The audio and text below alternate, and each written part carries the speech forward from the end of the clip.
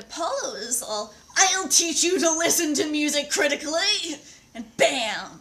Midas suddenly has donkey ears. He gets super embarrassed and hides his ears under a massive turban all the time. Of course, his barber knows his secret.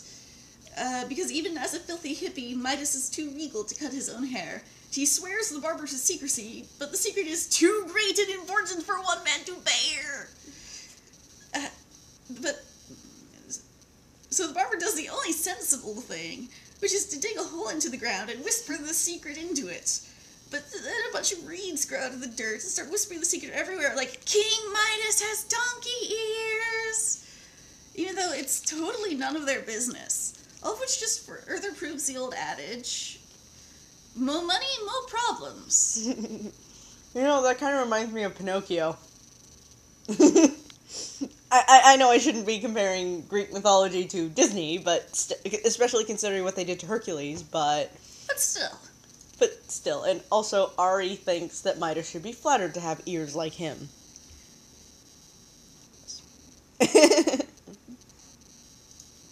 Tiresias is twice the man/woman you'll ever be. Let me introduce you to the baddest baddest prophet around. I can words. His name is Tiresias. So besides having an awesome name, Tiresias is this guy who is out hiking one day, and he sees these two snakes doing it, so he just goes, what? I don't want to see no snakes doing it up on this mountain. And just runs up and beats them to death with his trusty walking stick like a badass. Dude! Prude! Now, that's all well and good, but apparently Hera was really excited about seeing these snakes do it. Because then she gets really pissed and says, so you like beating the shit out of snakes, huh? Well, how about I make you into a woman for some reason?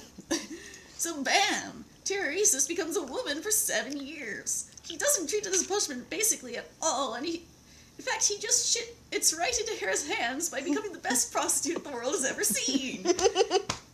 She or he invents so many new sex positions that they have to revise gravity to accommodate them. It's that kind of party. So after 7 years of awesome loveless sex, Tiresias is wandering through the mountains again, and he or she sees two snakes doing it, and just says, fuck it, and runs up and beats them to death again. At which point Hera kind of sighs and realizes that she is not going to teach this motherfucker anything about anything, and turns back into a man, because if you're going to beat the shit out of reptiles, what are you, if not the ultimate man? Serlena takes offense to that, but okay. Yeah. Cut to a few weeks later. Zeus and Hera have kind of an argument, which is not unusual for them. The argument is about who enjoys sex more, dudes or chicks. Hera says it's gotta be dudes, presumably because she has never enjoyed sex with her awful cheating husband, who turns into lightning. Yeah, I don't... it doesn't mention the lightning part, but... Well, you know what? I can't really blame her for that. Hera, honey, maybe you should take a leaf from your husband's book and find yourself a lover. Just not mine. Let's see. And Zeus says it's definitely got to be chicks, presumably because he has a hyperinflated sense of his own sexual prowess. So the two of them yell at each other and throw lightning for a while until finally they're like, wait a second. We totally know a dude who has also been a chick and has had scads of sex of both types. Maybe we should try asking him. You know what? I gotta admire, Tiresias for not having any dysphoria whatsoever. Kudos, Tiresias. You are awesome. Not that people who experience dysphoria are not awesome. It's just that, Tiresias, you are one strong person. Carry on. And possibly bi-gender. To begin with, so, you know. You know what? That's also awesome.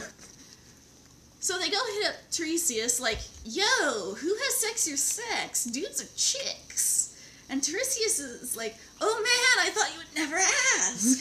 Now, I've had some sex in my day. You don't say. I've played Naked Twister and Boner Bingo and all the different kinds of Yahtzee. But I've gotta say, when it comes to chicks and dudes, I actually figured it out mathematically. And it turns out chicks enjoy sex is actually 9 times more than dudes. And this is like, ha! Told you, Hera. Just because I put no effort into our sex life does not mean that your experience is the norm. Not what I'm drinking. Oh God, sorry. Zeus, maybe if you weren't busy banging like 500 million mortal women, then you would actually have some effort left to give Hera. Just Instead of, being lazy and turning into lightning. You bum. Greased lightning. I hope he greased it first. Well, Zeus must be a god because generally mortal men get sore after about 7 or 8 rounds. And Hera's like, God damn it, Tiresias, my husband did not need another excuse to not try in bed. Let's see how much you enjoy sex without your eyes. Well, that makes it even better. Just ask Bragg. And Tiresias is like, well, actually, the eyes are not erogenous, so oh shit, I'm blind now. And Zeus is like, Hera, why are you gonna be like that? Is it because I blackmailed you into marrying me and now I only bang whores? Yes. Because if so, there's no reason to take it out on Tiresias. Yo, T-Dog, I'm sorry about my wife, bro. Let me go ahead and give you the gift of prophecy to make up for that. And Tiresias is like, okay, that works out pretty well, actually. Then after that, he shows up in a whole bunch of stories, and he is always right about everything he says, and no one ever fucks with him because he's psychic and also probably a sex god. So the moral of this story is for the fellas. Fellas, before you complain that pleasing your lady is too difficult, try walking a mile in her boobs. That sounds painful. Well, and for the as boobs, long as yeah. we're talking about things that Tiresias did, Narcissus probably should have just learned to masturbate. Narcissus probably should have just learned to masturbate. So the story begins, like all good stories, with a hot nymph. She's blue. Literally, her skin is blue. That's not really important to the story. I'm just giving you all the facts. Oh, baby. Anyway, one day she's out near some river, and the little Cephesus. Close enough. Cephesus, who no one has ever heard of, is like, maybe if I rape this nymph, the other gods will take me seriously. Yeah, because rape is a good way to get people to take you seriously. Okay, it's not. Don't do it. Ever. Ever. So he half drowns poor Lirio. Nymphs can drown? Okay. By encircling her with his winding streams, wink wink. And then it says in the text, wink wink. It says in the text, wink wink, and then after that.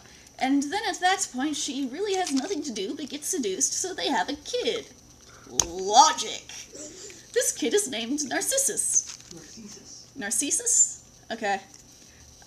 Narcissus is gorgeous. Like, imagine if someone could look exactly like they can taste. Loki!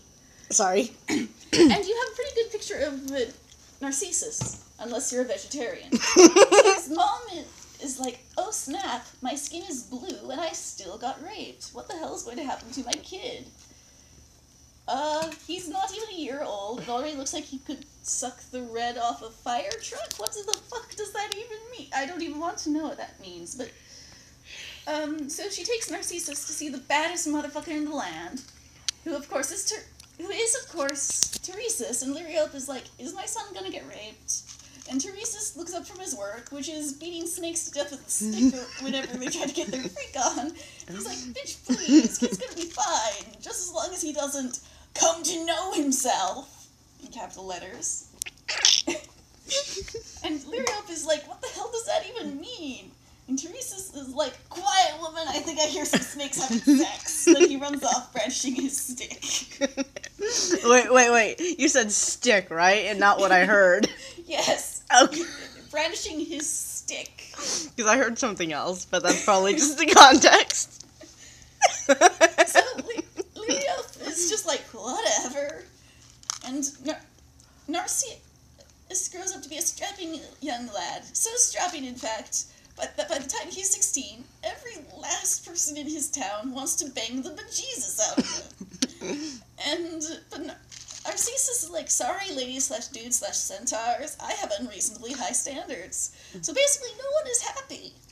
Then one day, Narcissus goes walking in the forest where bad shit generally tends to happen, and this nymph named Echo sees him, and of course, being as this nymph has eyes, she's instantly head over vagina in love with him. Well, the head is usually over the vagina, yeah. I don't understand. Wait. Oh god, okay, keep reading. Take that image out of my head. Keep reading. Okay, there is a problem though, which is that Echo is not some kind of playful nickname. It refers to the fact that she cannot say anything, except for things she has heard other people say. Other people say. Because Hera got pissed off about how she used her silver tongue to buy Zeus some precious escape time during his adultery runs.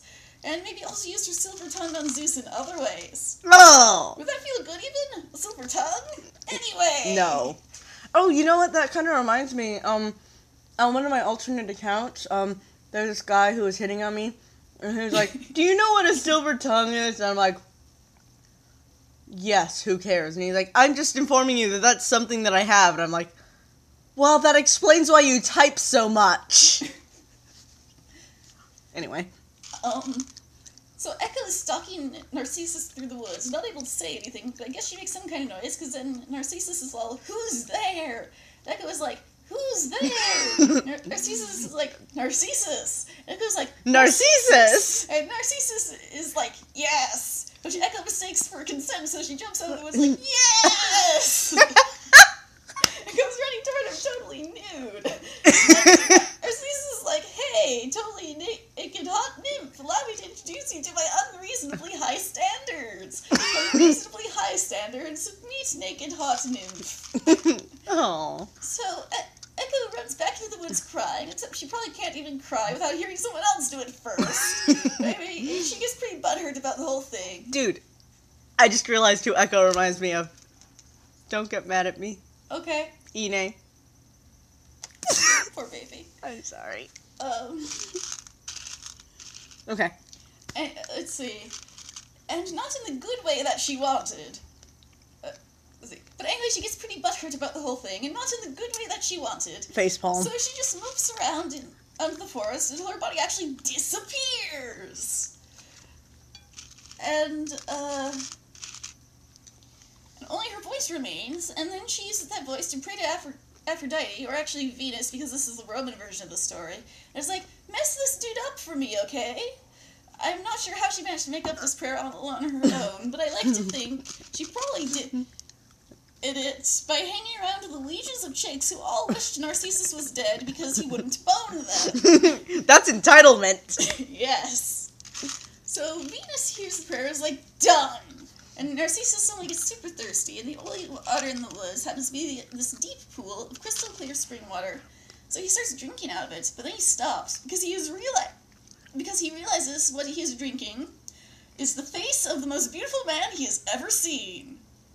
Well, I mean, what else are you gonna do with the face of the most beautiful man you've ever seen except to drink it? I mean, that only makes sense. He falls so in love with this hunk of pubescent glory that he pines after this dude for like days until he realizes, plot twist, the dude in the pond is actually a reflection of Narcissus himself. Because apparently for the last 16 years of his life, he has never seen his own reflection. He's never taken a bath or like had a cup of water or, stared really hard at a bald guy. He has led a pretty sheltered life, apparently. So anyway, he gets really depressed and, rips off all his clothes and refuses to eat, which not only makes him more attractive to himself, but also dead. And he goes down to basically the shittiest part of hell and spends the rest of forever staring at his reflection in the river Styx. I heard a different version of this myth where he was captivated with his reflection, he leaned forward a bit too much, and he fell in and drowned. Probably quicker. probably, but hey, let me kiss this gorgeous. Oh, I'm dead. Yep. Meanwhile, Echo's voice shows up in the woods and finds Narcissus's body, and is like, "Damn it! Wish I'd kept my body. Can't even fondle his corpse now." Attention everyone! This is your neighborhood watch committee, reminding everyone that necrophilia is still illegal. Thank you, and have a pleasant day. And she kind of feels pretty bad about the whole thing, and makes a flower grow out of his corpse as a kind of consolation prize for dying. So from now on, every time you see a narcissus flower, just remember that if you are beautiful, you should never drink water because it is too dangerous. Oh no. Oh no, I've been drinking water all this time. What am I going to do? What am I going to do, Internet? What am I going to... And, next chapter. Okay. Persephone is the mother of invention. No, wait. So Persephone is the daughter of this chick Demeter, who's the goddess of, like, fertility and crops and whatnot, and she's also incredibly hot. So hot, in fact, that Hades down in the underworld, which is also called Hades, actually, and he looks up one day, and he sees her, and he goes, "Damn!" So like romantic! 5 lines. So romantic! Oh my god! I can't stop! This is beautiful! This is the best love story ever! I gotta get me some of that. So he just pops up to the world in his black chariot of ultimate wretchedness, and he says, "Hey, little girl, do you want to come to hell?" And she probably would have said no, only he kidnapped her. Hey, little girl. Would you like to get in my chariot? I've got candy! It's funny because those are pomegranate seeds covered in chocolate. I know, right? They're delicious, by the way. How is that funny? Persephone.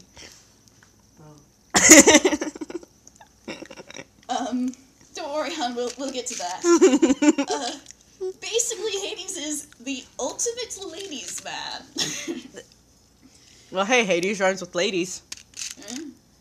Although actually, bride kidnapping was a fairly commonplace thing back in those days, and some interpretations think that they were actually eloping, but they needed to make it look like bride kidnapping because Demeter was all like, Well, everyone hates their in-laws. I mean, just... Oh, okay, not everyone hates their in-laws, but...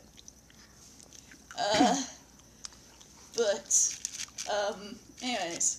So, then they're kind of hanging out down in hell, and it's always been pretty depressing in hell. It's actually a little bit better with Persephone there, because she's not a little emo bitch like Hades is all the time, even though he has a whole badass kingdom to himself. She's also not a little emo bitch like hell. Just saying. Seriously, why has he always gotta be moping? Anyway, Persephone pulls some interior decorating, like some spooky feng shui and shit, and wham! Hell's a pretty okay place to live all of a sudden. But all is not well, because meanwhile, Persephone's mom, Demeter, is up in the regular world, fretting the shit out of herself over her missing daughter. And it does not help at all when she finds out that she was kidnapped by the king of hell. You know what would suck even more, though? Is, okay, if Demeter went around showing everyone Persephone's picture, and people she talked to were like, well, what does she do? Where does she hang out? Where does she get her weed from? She doesn't do weed? What kind of person is that? Okay, welcome to, like, the other week. My life. It's awful. Well, anyway, she probably wasn't asking, bums, but still. Let's see. Okay. So Demeter gets real depressed, and when Demeter gets depressed, all the plants die, and everything freezes, and being alive just kind of starts to suck, because she's the goddess of, like, crops and seasons and whatnot. That's not. And see, up to this point, no one has even heard of winter, which was invented when the Isthmus was, moved north. Because Mediterranean winters are actually pretty mild, but it's the summers you gotta watch out for. Then people in Europe were like, but summer's great! That can't be right, let's fix it. And now they're getting nothing but winter, non-stop and out of control, 24/7, 365, Except actually maybe only for several months, but either way, shit is intolerable. So Zeus gets fed up, and he goes and hits Demeter up, and he says, "Hey bitch, what's with all the winter? Or summer if you live in the Mediterranean." And Demeter says, I don't know, maybe it's because your brother is raping my daughter in hell?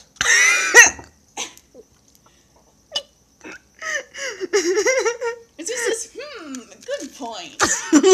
So he goes down to the underworld, and he says, "Listen, bro, I hate to block your cock, but... like, shit is completely intolerable up in the real world. It's downright impossible for me to get any quality dick laid down at this ball freezing temperature. So give Demeter her daughter back, and don't you dare try any funny business, such as, for example, feeding her any food at all from the underworld. Because as you know, if she eats any of it, she will be forced to stay in Hades with you forever, because that's one of those dumb rules you have when you're a god." And Hades says, "Yeah, bro, for sure, that would be a tragedy. Nobody wants that." Except for Hades. Except for Hades. And then as soon as Zeus is at the door, Hades turns around and is like, "Sup, Persephone?" And Persephone says, "Sup?" Hades is like, "Hey, are you hungry?" She says, "Well, now that you mention it, I haven't eaten or drunk a single thing since you brought me down here months ago." Hades is the consummate host. So Hades goes, "Well, hey, but the only thing we have to eat here in the underworld is pomegranates." Actually... I probably shouldn't finish that sentence, but there are other that are not, and that... Okay. Okay. Which is yet another reason the underworld is awesome and Hades should stop whining. So he starts feeding her the pomegranate seeds one at a time, and he manages to stuff 6 into her mouth when her mom shows up, like, "Okay, honey, time to go home." And Persephone says, "Okay, I was getting kind of tired of getting raped in hell anyway." And Hades says, "Ha ha ha, pranked, I fed her some food, she has to stay now." Peter's like, "Zeus!" And Zeus is extremely flustered because he has probably just been interrupted in the midst of a whole litany of vigorous boning. And he says, "Okay, you know what, guys, just fucking compromise.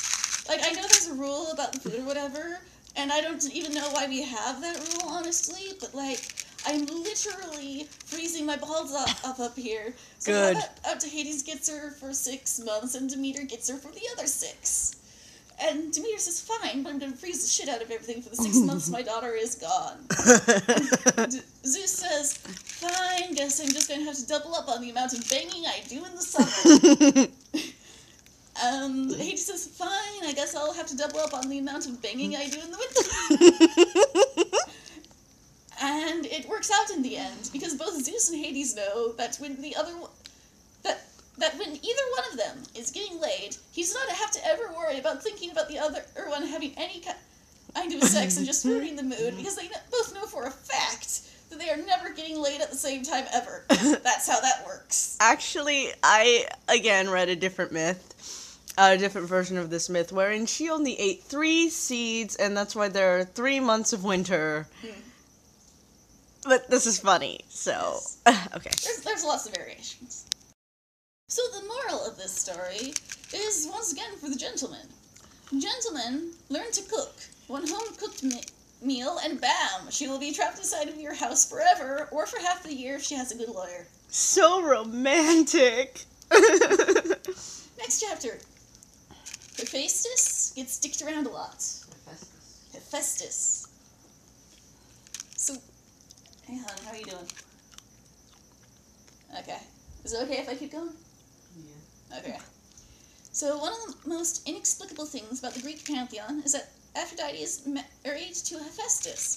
Aphrodite is like the high school cheerleader of the Greek pantheon, and Hephaestus is the guy with the gimp leg who is always making historically accurate World War II models. Hey, that's actually not that bad. Yeah. In fact, that actually sounds kind of cool. Kind of cool, yeah, that's what I was gonna say. He doesn't actually make World War II models? And also, I don't have anything against, cheerleading as a sport, but a lot of cheerleaders that Loki and I have known are very irritating. So, comparing Aphrodite to a high school cheerleader is... Wait. Actually, no. Aphrodite does kind of irritate me. Carry on. Let's see. he doesn't actually make World War II models because World War II has not been invented yet. But he does have a gimp leg. I'm not making that part up. Poor guy. You probably shouldn't use that phrase because it's not nice, but those are the words in the book, so, you know. Okay, so he... You stole the leg off a gimp. Come on. Oh, okay. Yeah. He stole a leg from somebody who was wearing a gimp mask. Oh. But... Was it a wooden leg? Sure. Because it's fun to beat... A peg leg? Shirley thinks it's fun to beat people with wooden legs. Okay. Let's see. Let's see. He got it because when Zeus and Hera first had him, he was so ugly that they actually threw him off Mount Olympus, and he fell for 7 days. I had to do it. Hey, baby, you look like you fell from heaven for 7 days and then landed face first. And they only ever let him back. And they only ever let him back. And they only ever let him back up on Olympus once he showed them that he could make them really nice jewelry.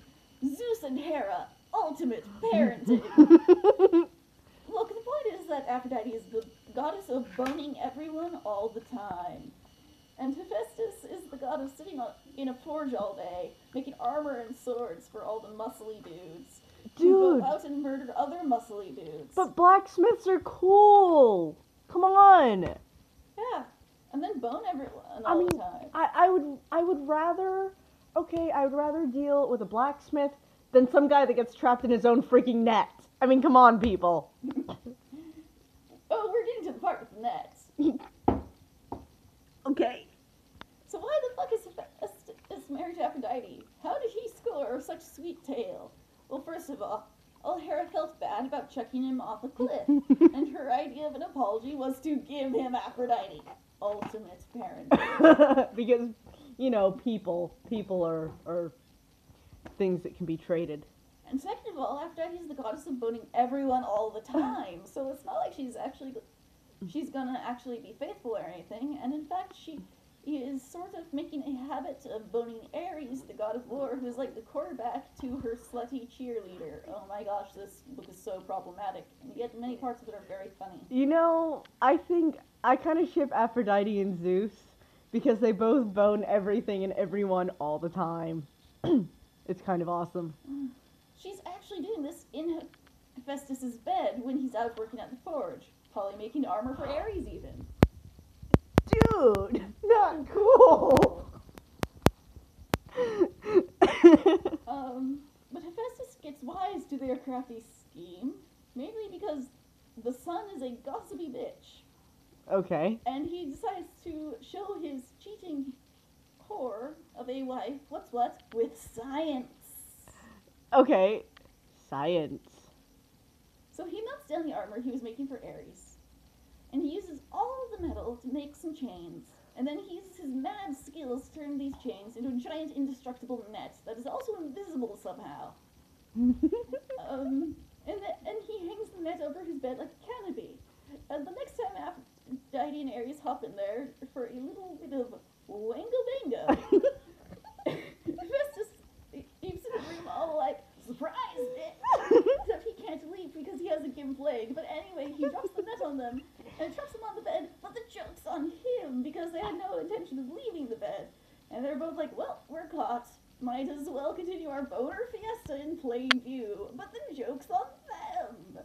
Because Hephaestus invited all the other gods to come hang out in his bedroom today. So they all start rolling in, and Dionysus is laughing his ass off because he can totally see nipple. And Poseidon pokes Zeus, says, would you tap that? And Zeus says, probably I already have. And I am not making that up. That shit is in the Odyssey. But really, the joke is still on Hephaestus because his wife is boning another man right in front of him, and even the best blacksmith cannot repair a broken relationship. You know, that's true. Orpheus rocks hard. Wait. Was there a moral? I believe that the moral is that even the best blacksmith cannot repair a broken relationship. Okay. So, hold on. Yeah, okay. Orpheus Orpheus rocks hard. Seriously, this dude has all the hookups. First of all, his mom is a muse, specifically the muse of singing. Second of all, when he is like 5 years old, Apollo shows up at his house, all like, "What up, Orpheus? I am here to bang one of your mom's sisters. Hey, do you want a lyre?" Oh my god. For those of you who don't know, a lyre is basically kind of ultra harp. Pretty much how it works is if Apollo gives you one, then you have a future in the music industry. Dude, Apollo, why are you holding out on me? I mean, I know I have to hold this freaking bowl forever, but come on! Not that I can sing anymore anyway, but... So, naturally, at some point, Orpheus just goes down to Earth and starts melting face with this amazing music. Seriously, this shit is fantastic. It is so fantastic that when this dude Jason is getting some Argonauts together, Argonauts are dudes who go around on a boat called the Argo, he's like, "I know we are all seriously bad dudes on the ship with, like, muscles and stuff, but do you know what we need? We need a dutiful liar." They get Orpheus.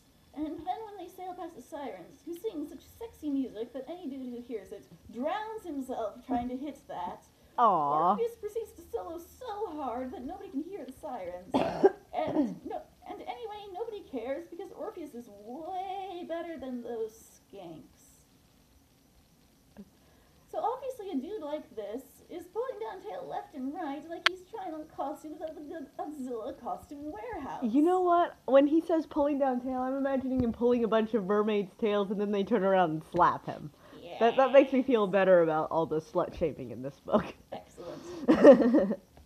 But his favorite chick is this broad named Eurydice? Eurydice? Yeah. Eurydice? Yes. Eurydice? I think? Maybe? Eurydice? Sure, why not? Yeah. I don't know much about her, but probably she was pretty hot. Because, I mean, Orpheus was essentially the ultimate rock star with, like, additional rock stars taped to each of his fingers. He had his pick of the crop, is what I'm saying. But Eurydice is none too bright, because one day, when she and Orpheus are out walking, she steps on a shitload of snakes, and the snakes kill her, obviously. This is what happens when you step on snakes.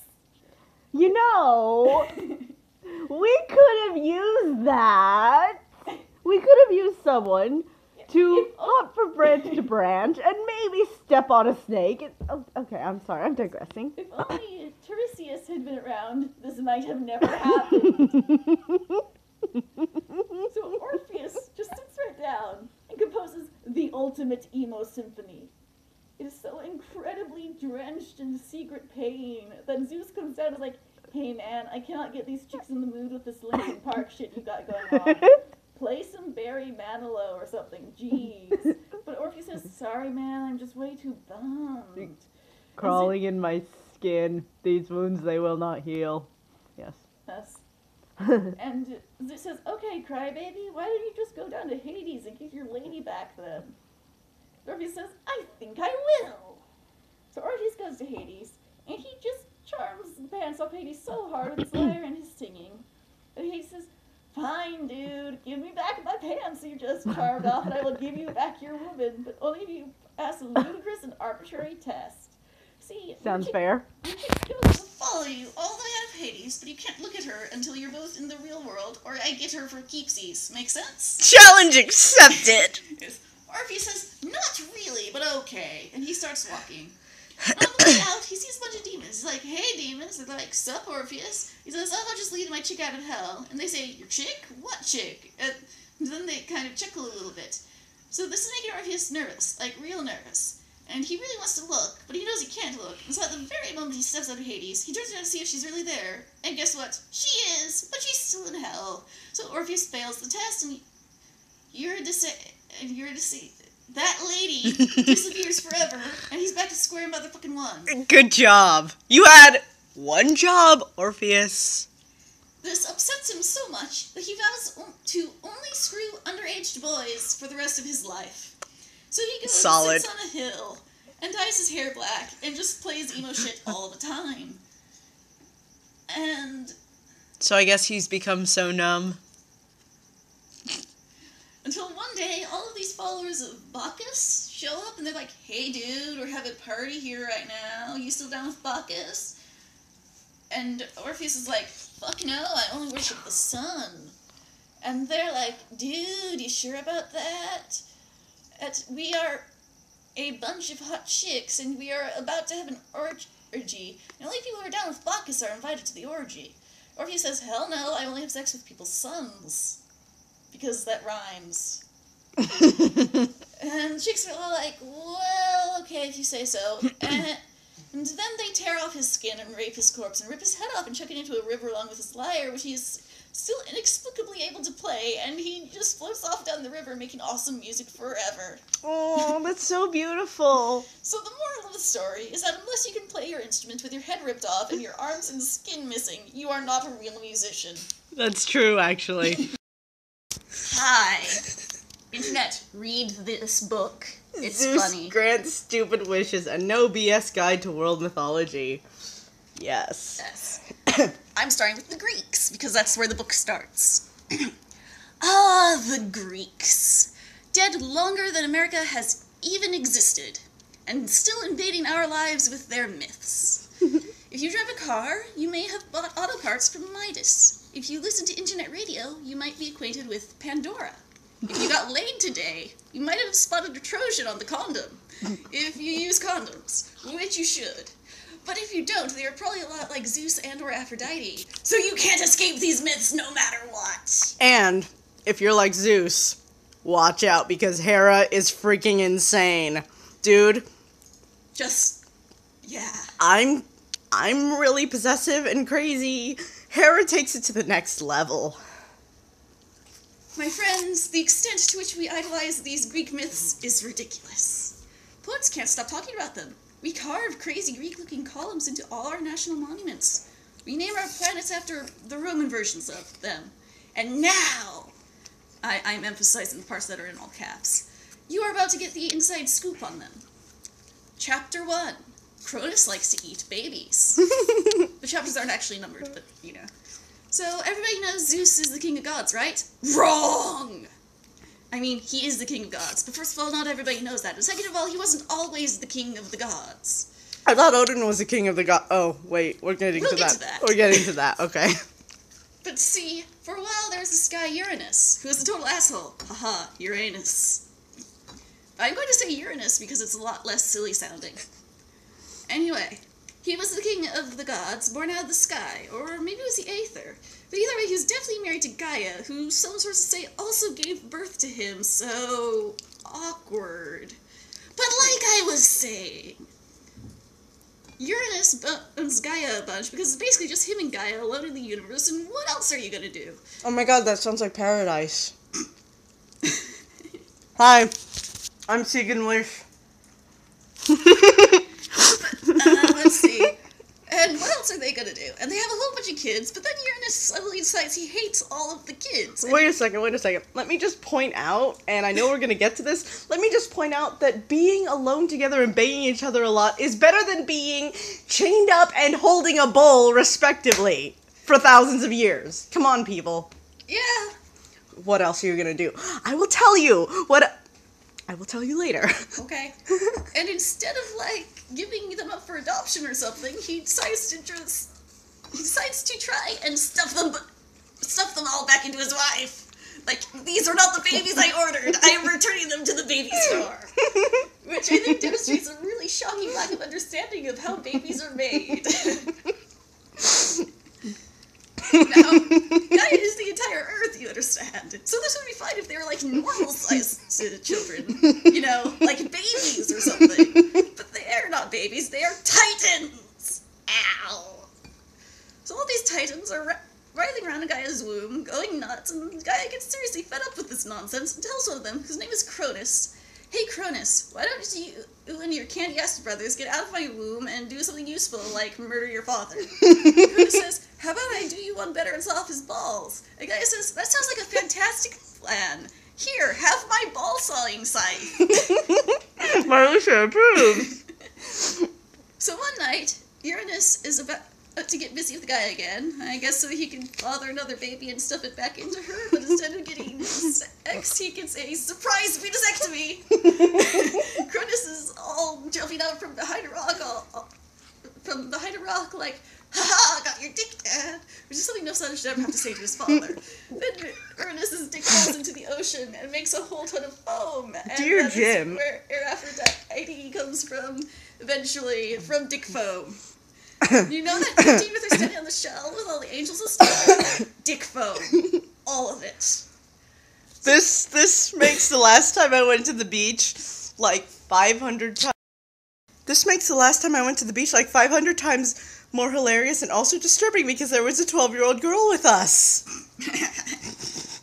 So then Cronus is the king of the gods suddenly. The gods actually being the other titans.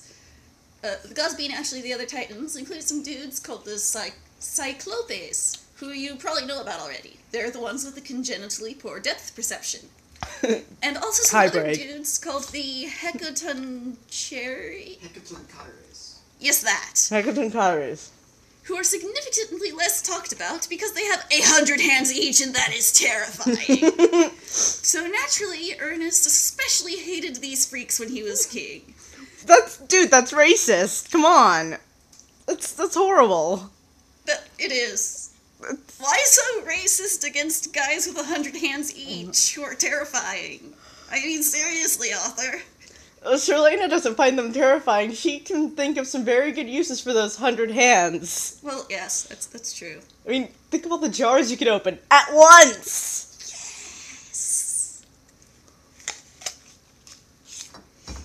Yes! Let's see. And part of Cronus' whole campaign platform for killing Ernest was that he was totally gonna free those dudes. But no sooner is he king than he goes, psych! And stuffs them right back into Gaia's cooch again!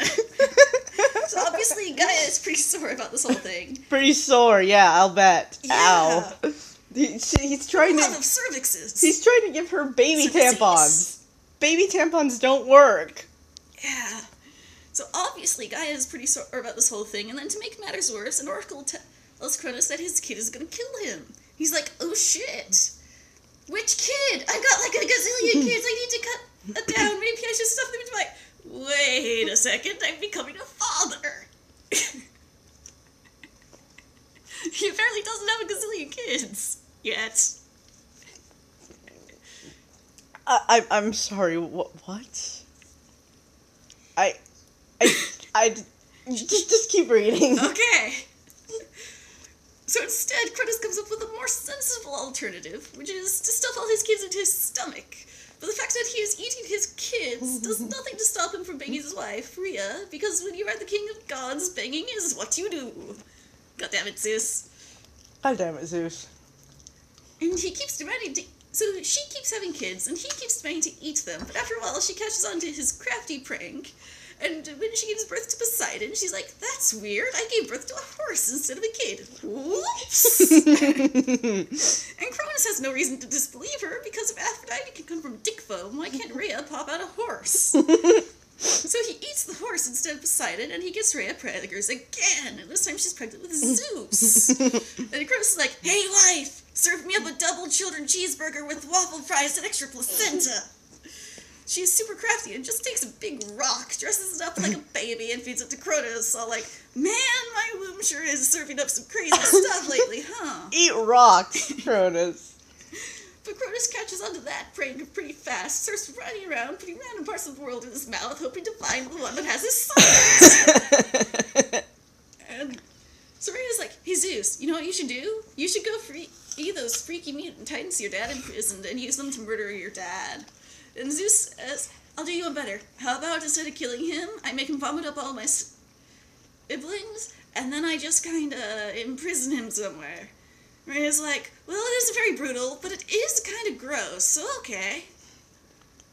So Zeus and those ugly one-eyed dudes and the really ugly 100-handed dudes all siege the crap out of Cronus, and they stick their fingers down his throat, and he barfs up all the gods and goddesses, or at least a lot of them. The rest of them get born later. And then Zeus is the king of gods, and those Titan dudes are still ugly, so Zeus ends up imprisoning them all again. Dick. Syra does not approve. So the moral of the story is that if you are not ready to be a father, consider all of your options before skipping directly to cannibalism. I pronounce her name Simile? I think so. Zeus sticks it to Semele, or Semele, or whatever, a little too hard. I guess I'll go with Semele. So Zeus is just cruising around, right? Picking mortal women to bone. And he sees this priestess named Semele in one of his temples sacrificing this bull and then swimming naked in a river to wash off all that blood. Hot! So Zeus, who is an eagle right now, also a super creepy voyeur, is like, whoa, baby, gotta get me some of that, and immediately starts having an affair with her. Now Hera finds out about this, like she always does. I mean, first of all, after the number of women Zeus has slept with, this chick has got to have, like, spidey senses for infidelity. Not that Zeus makes any effort at all to cover his tracks. And second of all, why is Hera still his wife? I mean, he is just so incredibly unfaithful. You know what this kind of reminds me of? There's this movie called Bad Johnson. Anyway, in the beginning, the guy cheats on his girlfriend, and she's like, why are there teeth marks on your dick? And then she pulls out a hair, and he's like, it's a pubic hair. She's like, no, your pubes aren't this long. And it's just, he does such a horrible job of hiding his infidelity. Horrible. It is horrible. And Loki flinches, and he's like, they're doing everything wrong. And I'm like, yes. Excuse you? No. They're doing everything wrong, as in you're not supposed to leave teeth marks during oral sex. Oh. No, he's no. And Gabota's a whore, by the way. Let's see. Sorry. I mean, is he just so incredibly unfaithful that it wraps around and he's actually a good husband? No, he's not. Yeah, he's not. Anyway, Hera finds out about this latest sexcapade, and instead of divorcing her husband, she decides to prank him. You know, maybe the reason that she didn't divorce him is because they'd still be brother and sister. Oh, don't remind me. Oh my god, you forgot that? No, I just have a major squick sibling incest. Major squick. Dude, at least Loki's not my brother.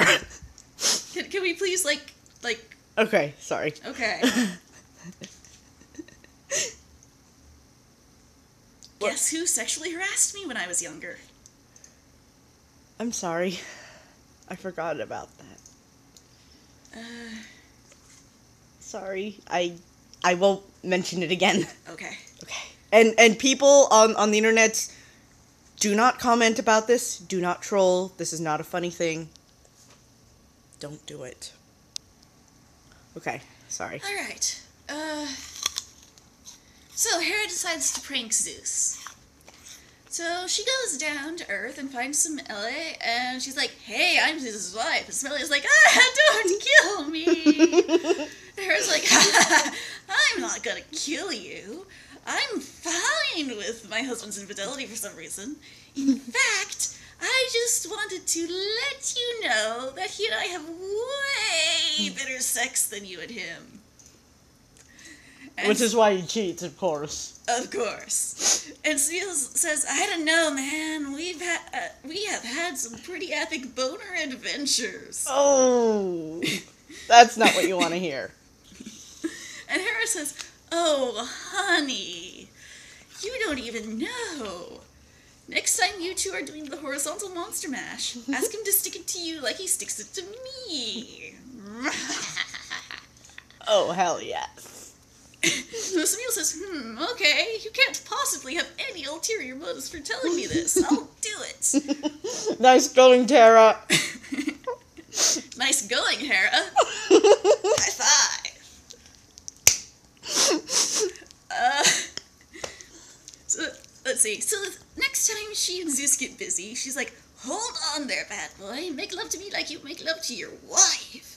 Oh, God. That's like, not what any man wants to hear. Yeah, that's really not. Although that thing I was complaining about, if it ever ends up actually happening, I'm going to do exactly that. I'm going to say, you know what?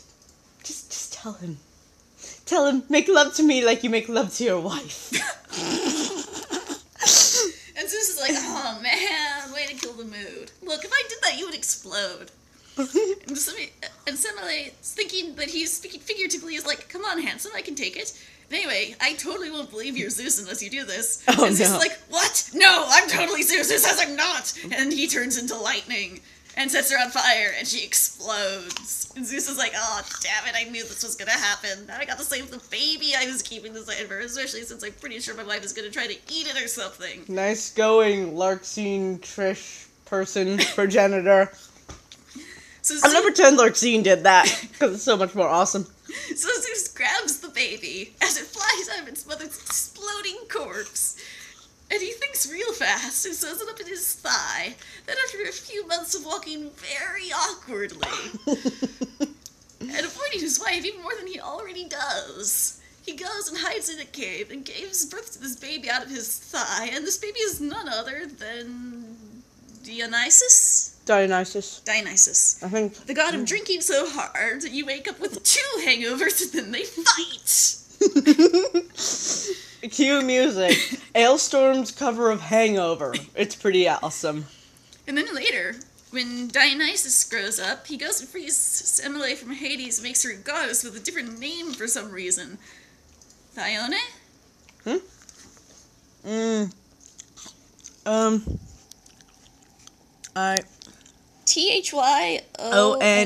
I think so. I suck at Oh gosh, could you put that in the other trash can? Oh, okay, which one? The other one. Okay.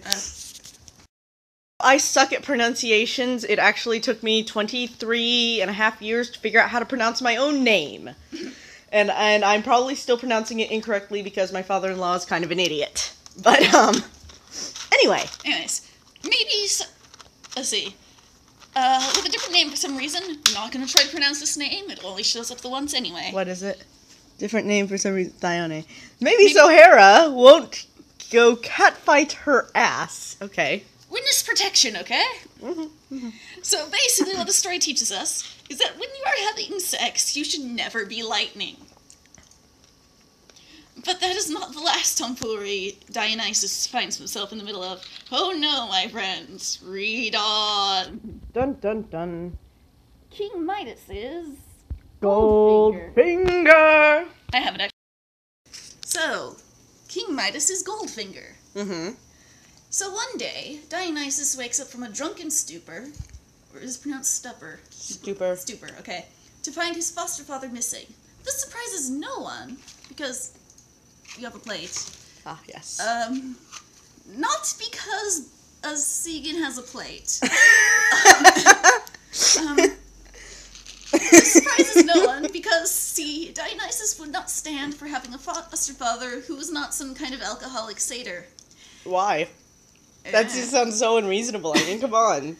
And so, naturally, the 2 of them just get shit-faced, like, all the time. And Dionysus doesn't even need to worry about being hungover at school, because his alcoholic foster father is also his schoolmaster.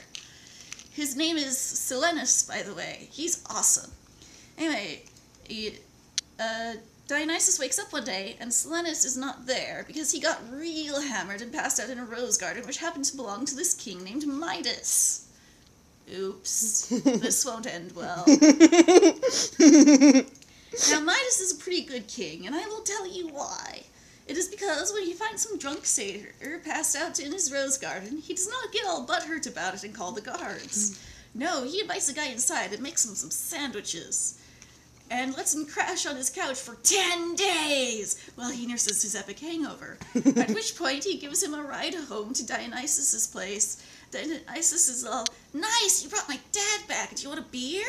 Midas is all, no thanks, man, I gotta drive home. Dionysus is like, well, I want to do something to thank you, but all I got are these beers and these wishes. And Midas is like, I wish for everything I touch to turn to gold. Dionysus is like, done. And nice going, Tara.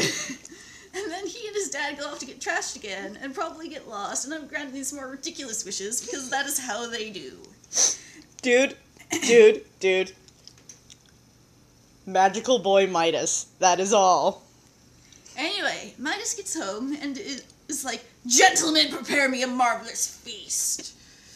And he sits down at his ludicrous feast table, picks up this big old leg of mutton, but before he can put it in his mouth, it turns into gold!